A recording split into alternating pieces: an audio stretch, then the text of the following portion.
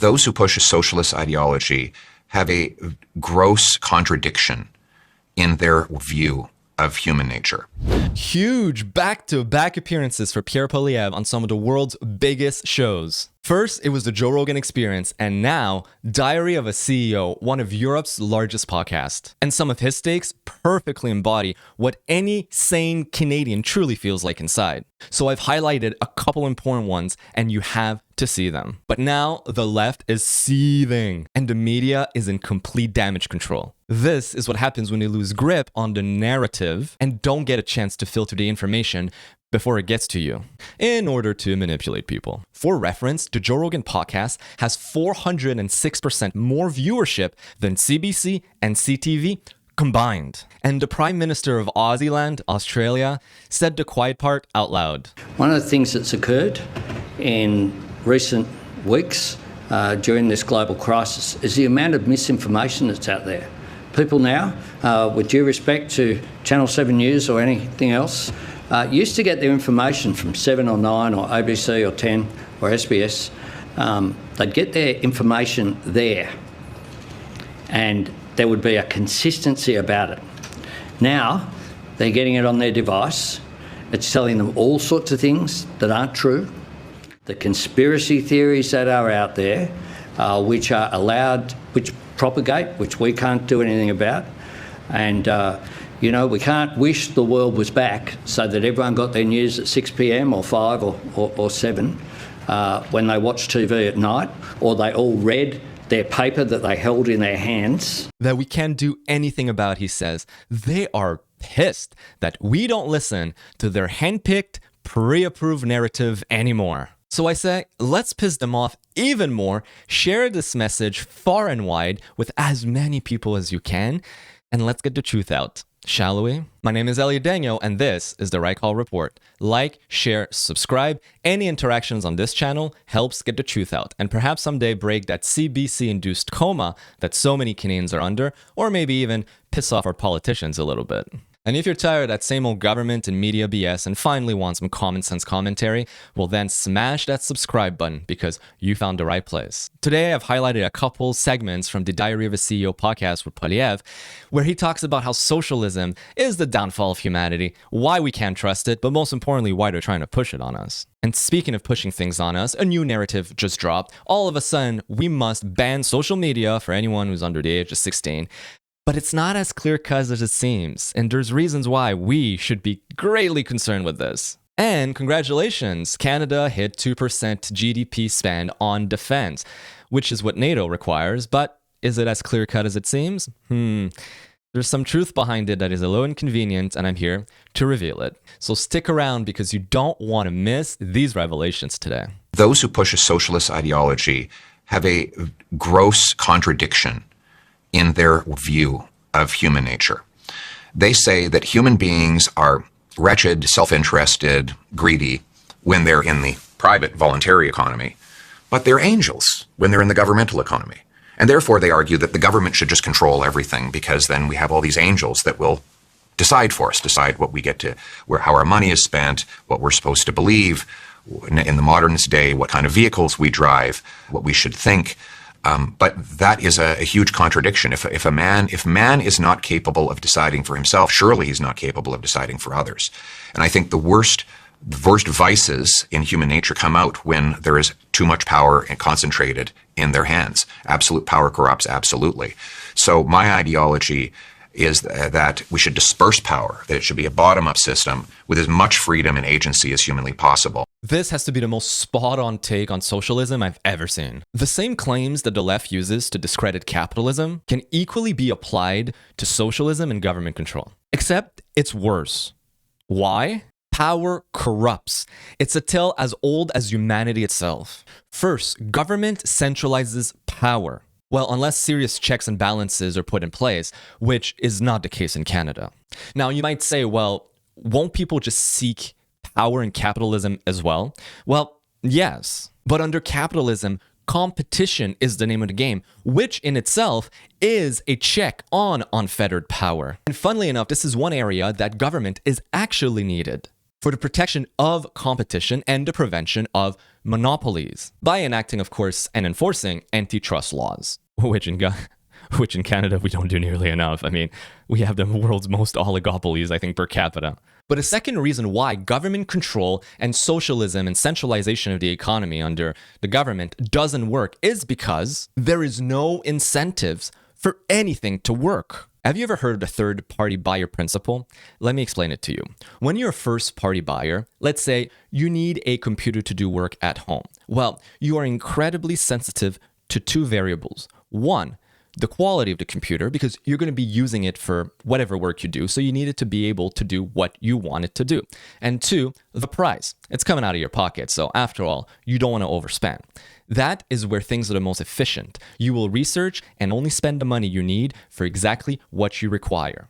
Then comes the second-party buyer principle. Say, this time you need a computer for work, but your employer is paying for it. You're going to be very sensitive to getting exactly the device you need to do the work you want, so the best possible. But you're not so sensitive about the price anymore because you're not really the one who's paying for it. Your employer is. So there's a loss of efficiency there. You'll still get the best possible thing that you can get, but not so much for the best price. Then it gets to what the government truly is. You get to the third-party buyer principle. It's when you don't even use what you're buying, and you're not paying for it. See, a government worker is not actually using the government services for the most part, and most importantly, they're not really attuned to the cost of it because they ain't paying for it. The freaking taxpayer is. So you have a complete loss of efficiency. You have no incentive for it to do what it needs to do as best as possible, and you definitely have no incentive to make sure the price is right. And third reason why capitalism is clearly better than socialism. In capitalism, entrepreneurs have skin in the game. They invest their own capital. Some win, some lose. But in order to ensure that you don't lose, you have to perform. The market is the great equalizer.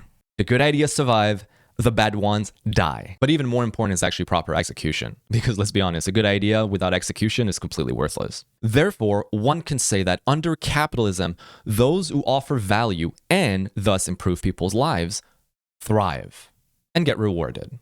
But then, can the same be said about government?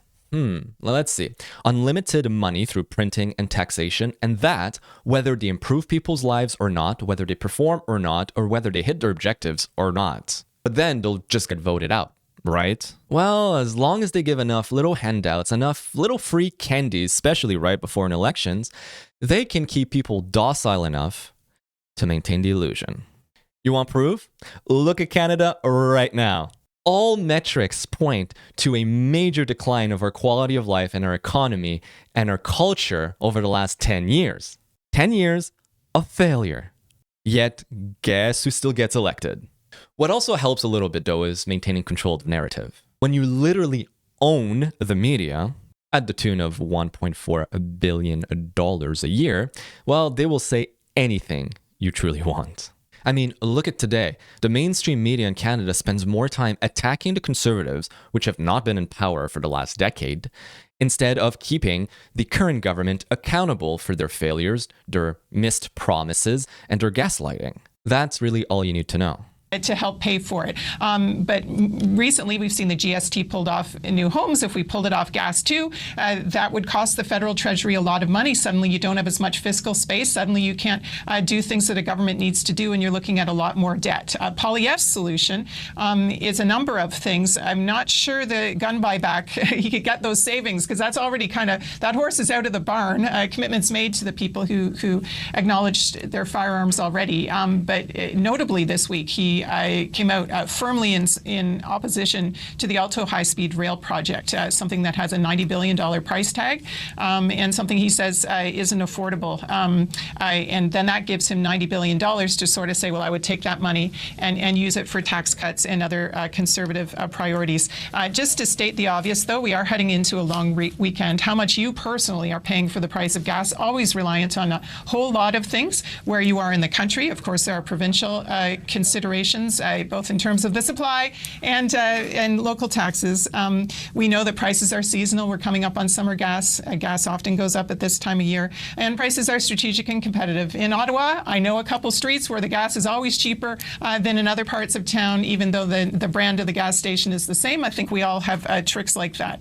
So specific comparisons, like the ones on the sign behind him, always fraught. Comparing with other jurisdictions, also fraught. You know, the jurisdictions, Australia, Spain, Ireland, that he was comparing their choice to lower their excise taxes on gas. Those are consumers that regularly pay gas prices well above what Canadians pay. Those are countries that don't have a domestic supply of gas like we're privileged to enjoy in this country. So gas prices, as you know, complicated, lots of factors. But he's suggesting one lever the government could pull.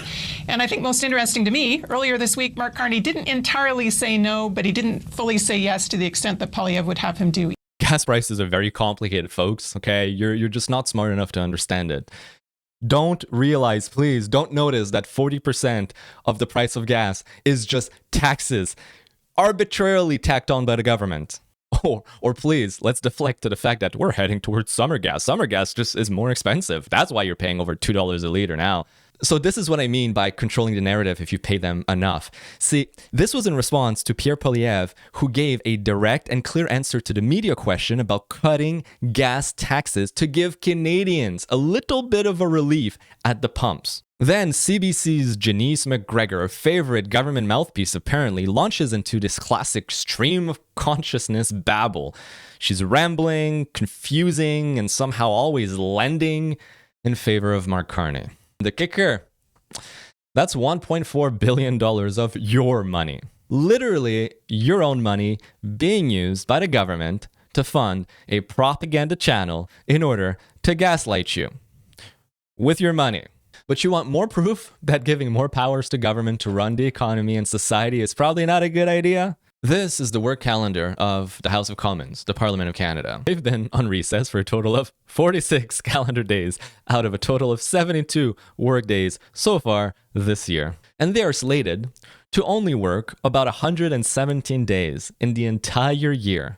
By comparison, the average worker in Canada works around 210 days a year. So basically, Canada's elected representatives, the one that we want to give even more control to, are vacationing at least 63% of the time, which is roughly 810% more than you, the average Canadian. And this is why Canada is failing. More government control is a recipe for disaster. The biggest fear I have for Canada is that we just keep blocking our own potential and declining, and opportunity vanishes, and slowly our people lose the promise that the country gave me and so many generations.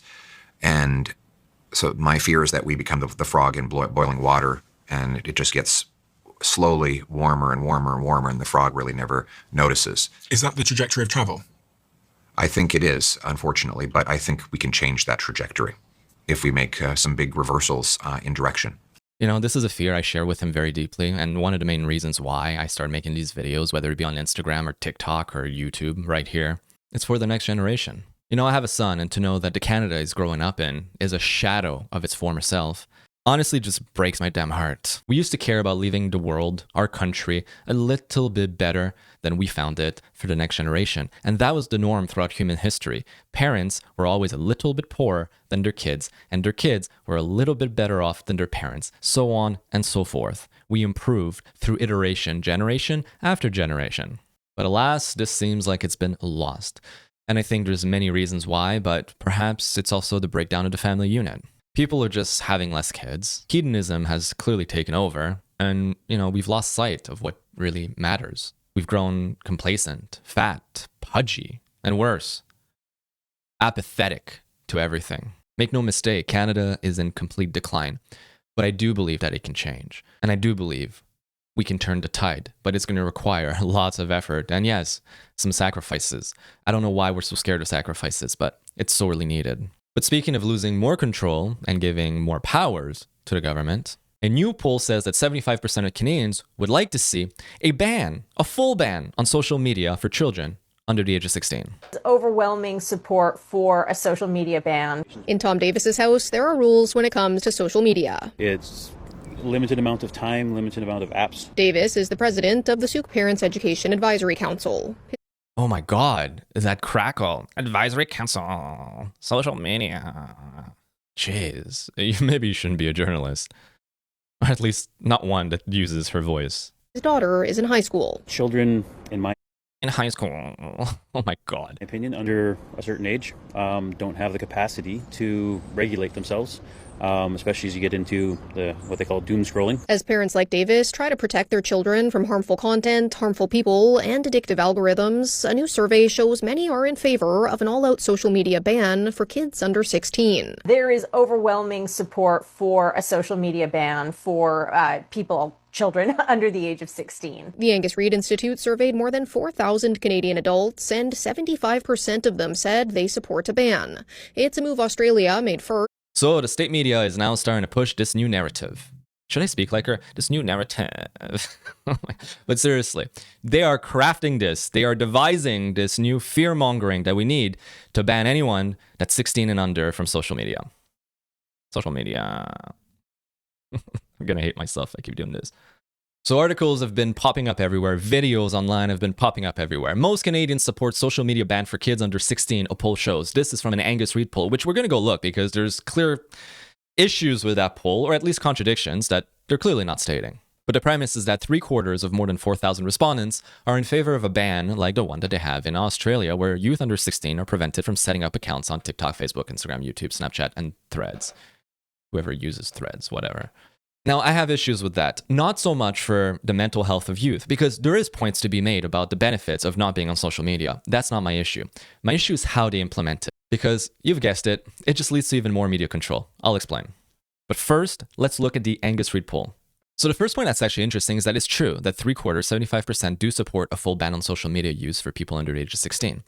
What the freaking media is not showing you, however, and this is where they craft their narrative, the point that they just so conveniently omitted to mention in all of their propaganda online, oddly enough, is that more than 7 in 10, so 72% of Canadians agree that parents should be the primary responsible person for regulating teens' social media use, not the government. But that little fact does not stop the mainstream from continuing to push this new narrative that social media must be regulated by government down our throats. Is Australia's first ever in the world social media ban working? Well, I was just there and here's what I found. I wanted to get close to one of the biggest stories in the world if you're somebody like me who covers education and kids and teens, and that is this first ever in the world social media ban. I wanted to see how it was working out for people 3 months in. They made the social media companies take precautions to keep out users under the age of 16 through age verification. There's the problem. We're going to talk about this. Because it's true that there's downsides to social media, especially in the youth, right? So mental health issues, anxiety, depression, the constant fear of missing out. So your cortisol is always spiked. Cortisol spike maxing. Low self-esteem due to comparison against other people or, it's easy to portray a perfect little life online, right? There's cyberbullying, although, to be quite honest with you, I do think we need to bring back a tiny bit of it, toughen people up, but I digress. There's real concerns here. And let's not even get into the myriad of creeps that are lurking about doing untold things that these people should be locked up, okay? Is it up to the state, once again, to control people's access to online platforms? Is it up to the state to control our kids? Or, should parents step up and, parent? Because here's the insidious thing that the government is not quite telling you, but that seems so obvious when you just stop for a second to think. Under the auspice of protecting our kids, which is an amazing reason and it's really hard to oppose, they are passing online age verification laws. Because that's the only way you can force social media platforms to police the people that are using it. How are you supposed to know if your users are adults or under the age of 16? You need to verify their identity. How do you do that? With IDs. And now, boom, just like that, there's no more privacy online. None at all. So if you combine that now with Bill C8, Bill C9, Bill C22, the bills that will jail you for hate speech online, for bad posts on Facebook, bills that can kick you off the internet if the government considers you a threat to the system, or bills that will grant government the right to access all of your data, irrespective of if there's a court warrant or not, well, the last line of defense that people have to hold the government accountable and to say what needs to be said in a free and democratic society, to entertain discourse, to hold accountable our elites is, well, using privacy. Faceless accounts or parody accounts, anything so that your face is not shown. Like, for example, I've spoken before to one of the largest X account in the UK that posts and keeps the government over there very, very accountable, and they wanted to partner up with me at one point. But during our Zoom call with them, they wouldn't show their face, and all their account is faceless. And they told me, well, you know why I won't show my face? And I can understand, because in the UK, if the government was to find out who they were, they'd probably be arrested. So that is the last point of friction for complete government control over the online content, the online sphere. They've passed already all these laws, or they're in the process of passing it. And the last thing is to make sure they can force you to identify yourself simply to use Facebook or Twitter or Instagram. And from there on in, no matter what you do, you have lost complete privacy, and you will always be able to be identified. And herein lies my very deep-rooted issue with this whole thing. It's an authoritarian's wet dream, really. Now, look, I believe we need to protect our kids. Make no mistake. I think that our most vulnerable need to be protected. They are the most pure and holy thing that this world has to offer, and we must protect our kids. However, how about a bit of personal responsibility? How about bringing back mothers and fathers into the household? How about more parenting? How about enabling and promoting strong parental values instead of continuously devolving and absolving everyone of their personal responsibility, and instead entrusting the government to do what you and I should be doing in order to protect our kids? But this also applies to life in general. Personal responsibility and extreme accountability is a thing of the past. We now relinquish all authority and all agency to the state. They'll take care of you, don't worry. Here's a great example of how they do take care of you, because, hey guys. And as a result of these efforts this morning, NATO confirmed that Canada has achieved its 2% defense expenditure target, half a decade ahead of the original schedule. Well, if only that was true and not some more gaslighting coming from Mark Carney. You know what I love most about having an economist as a prime minister? Is that he's pulling a masterclass, a quite impressive display of creative accounting. I mean, look, I've seen some shit in my days running companies and, especially around LMIAs and corporate tax credits and whatnot, but baby, this is next level. So yeah, we did not hit 2% GDP spend on defense. What we did, however, is move the Coast Guard budget under national defense. So boom, we boosted it. And by the way, in Canada, unlike the United States, the Coast Guard is not a branch of the military. It is purely civilian. He then went on to count the veterans' pensions as defense spending. Like, for real. Our veterans' pensions are now considered defense spending. This is creative. I mean, we even have the PBO, the Parliamentary Budget Officer, that said that we've only spent 1.49% of our GDP on defense this year. And there's been no actual updated analysis that showcases that we've reached 2%. The spending went up on paper, as a good economist would love to see. But the truth is, the military and the warfighters that are actually needing that money didn't see an extra penny. I mean, we still have no submarines, aside from, of course, the 4 that we've bought secondhand, used, and obsolete from the UK, one of which, of course, sadly caught fire on the way to Canada after having been purchased. Great quality stuff. We still have no stealth fighter jets, right? Because, we're flip-flopping on the issue and have been now for over a decade. Especially now that America is bad and the F-35 is an evil fighter jet. Let's go for a subpar Swedish Gripen instead that's not even stealth and underperforms in every category.